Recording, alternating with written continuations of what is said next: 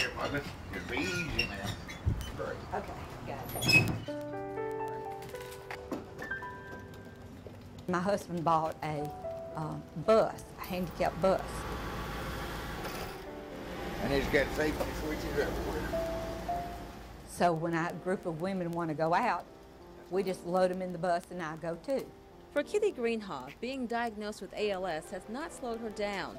The Athens native and former restaurant owner learned about her diagnosis of the neuromuscular disease 2 years ago.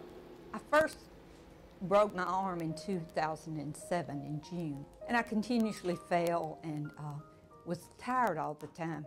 Kitty went to several doctors before being diagnosed with ALS.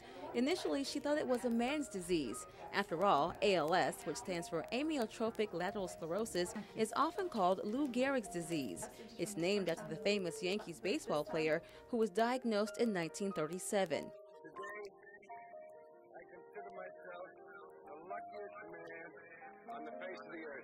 It ended his career. That I might have been given a bad break, but I've got an awful lot to live for.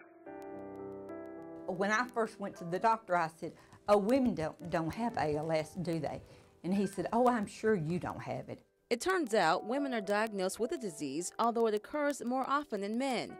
Kitty Greenhaw wasn't a baseball player, but she was co-owner of Dub's Burgers in Athens. She owned that restaurant with her husband Jimmy, who now takes care of his wife of 44 years. We caught up with Kitty when she visited the ALS Clinic at Crestwood Medical Center. The center here recently opened and is one of the only multidisciplinary ALS clinics in the region, meaning patients can come to one place to see several doctors.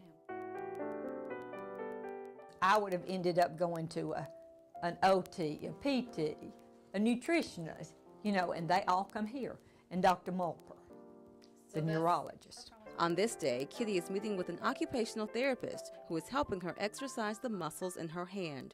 And now make a fist for me and let me see how that's going. I have lost total mobility in my legs. I have lost probably 90% of my left hand and probably 50% of my right.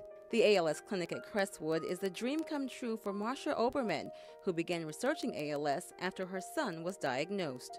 People who go to an ALS clinic for care live 1 year longer than the typical ALS patient.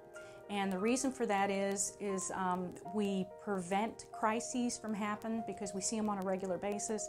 The patients come here every 2, 3, or 4 months. And it's just the best care that you can offer an ALS patient, to bring all the specialists to the patient. There's no cure for ALS. The real treatment is doing symptom management. It's not known just how many people are living with ALS in North Alabama. 20 are registered through the local organization. Kitty says that resource and the ALS Clinic are a tremendous help as she fights for her health. She's determined to keep moving. I think the main thing is you must keep going. You can't give up and give in. Faith in God, that's it. You have to have your faith, and I do. And you have to have a caring family, and Jimmy is that. Friends, yep, and a church family. Reporting in Huntsville, Lisa Washington, WHNT News 19.